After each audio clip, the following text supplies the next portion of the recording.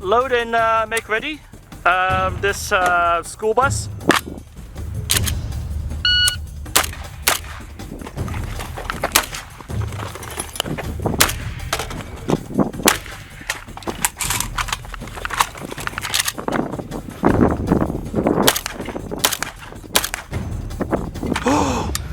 Unload, show clear, please.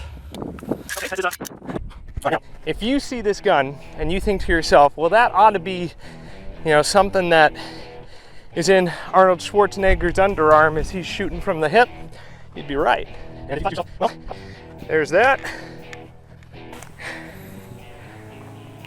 Oh, What is this? that's a hole. What? Ha ha ha! What? Ha ha! Did you go for his head? Yeah. Yeah. All right, so this target right here, I don't know if you guys saw it, but one of the drawbacks of the KL-12, the VEPR, is the fact that it is gigantic. And so I went to try to get it over the barrel, and I didn't want to tuck it all the way back in, so I went over the top, and I ended up just kind of shooting it from like a 45 to 90 degree shot. But as you can see, all alphas, even though I staggered number 4 buck in with my double-aught. 2 alphas, 1 Charlie. Oh, nice. Yeah.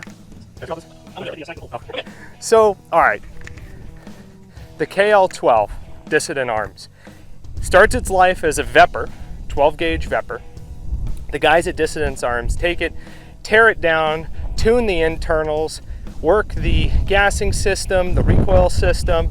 As you can see, there's a giant muzzle brake, red dot sight, custom stock, so it's perfectly seated for your cheek weld.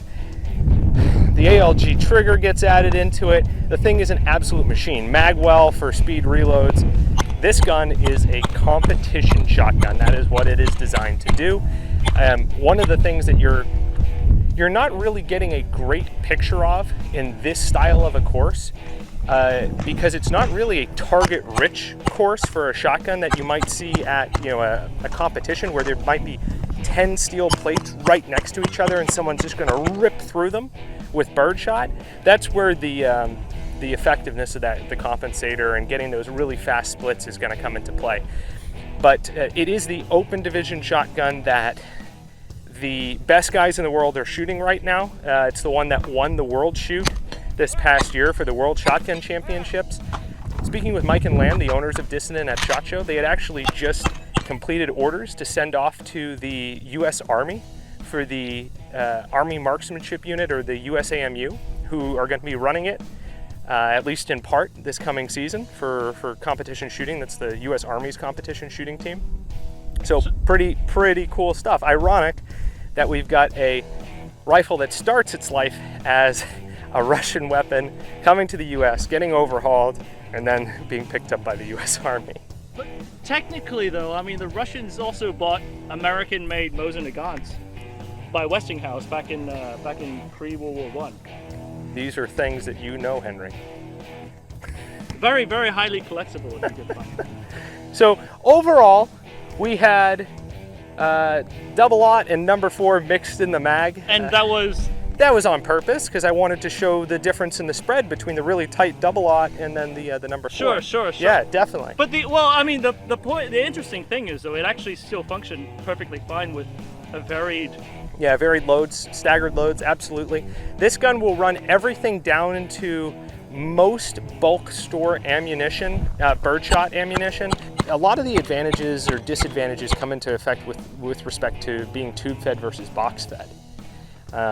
The difference between, say, shooting this versus like, I don't know, a Benelli, a Beretta 1301s, SLP from FN, like the recoil is not super dramatic on the shots up close because what we're doing is we're shooting one per target with the 12 gauge. If we were shooting multiples per target, that's where you would start to see a difference between this gun and just say like a regular, let's just say the M4, the 1014, the Benelli that we've already done a run of on the channel.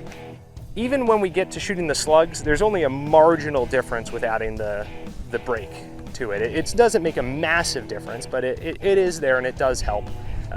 But again, you would really start to see the difference if we weren't transitioning between every shot up close and we were just ripping shots at the target. That's where you would start to see the efficiencies of something like this come in over, say, a combative shotgun or a standard combat shotgun. Cool. Off to the next one.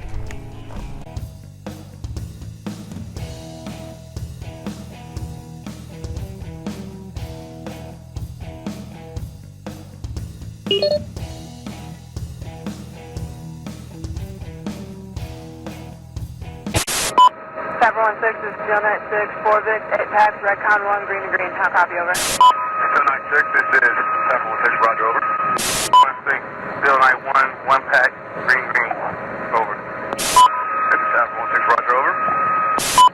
16, 2, 1 Victor, 2 packs, Redcon 1, over.